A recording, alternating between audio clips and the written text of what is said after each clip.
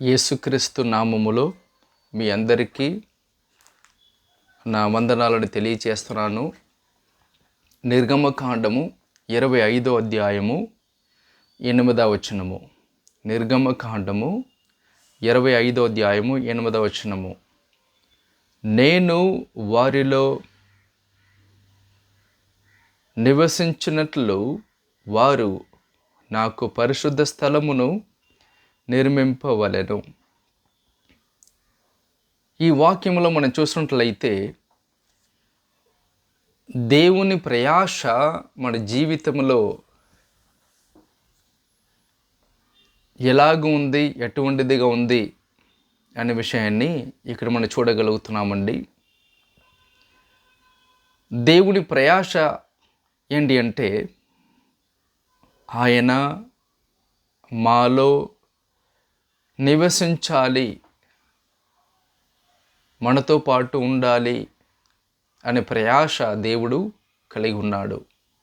సాధారణంగా మనం చూసినట్లయితే తండ్రి కొడుకు లేదా కుమారుడు సంబంధంలో మనం చూసినట్లయితే వాస్తవంగా ఒక తండ్రి ఒక కుమారుడు జీవితంలో ఎటువంటి ఆశ కలిగి ఉంటాడంటే నా కొడుకు ఇంజనీర్ అవ్వాలి, డాక్టర్ అవ్వాలి అని చెప్పేసి ఆశ కలిగి ఉంటాడు.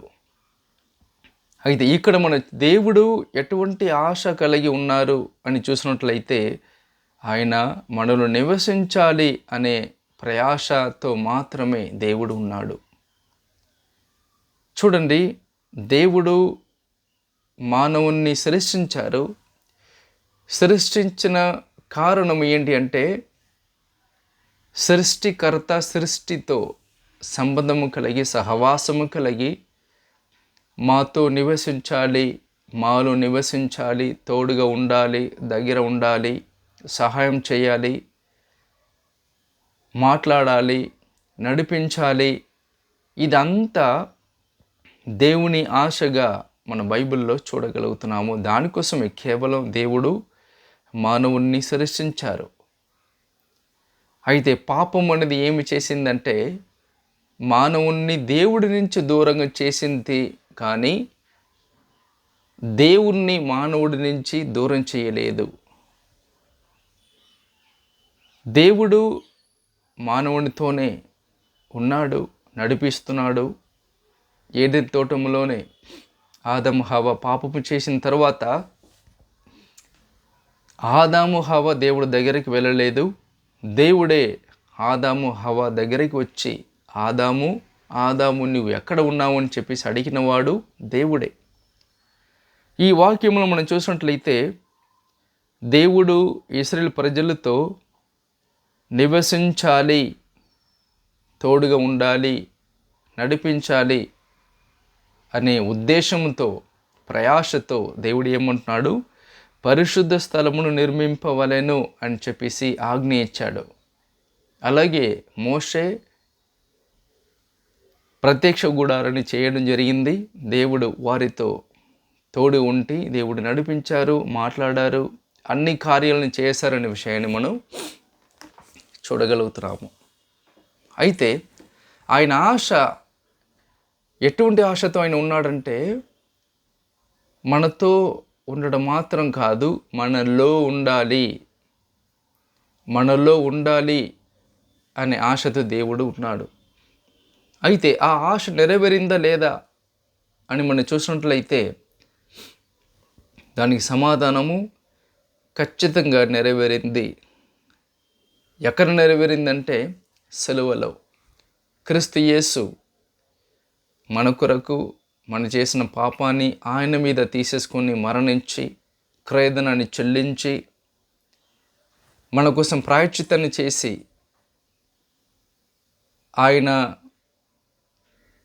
ఆయనని సమాధి వేశారు. అయితే 3 రోజుల తర్వాత ఆయన సమాధిని జయించి తిరిగి లేచి వచ్చి ఏమంటున్నాడంటే, ఇప్పుడు నేను నీలో నివసించి నడిపించడానికి వచ్చాను అని చెప్పి మాలో దేవుడు నివసించి నడిపిస్తున్నారు.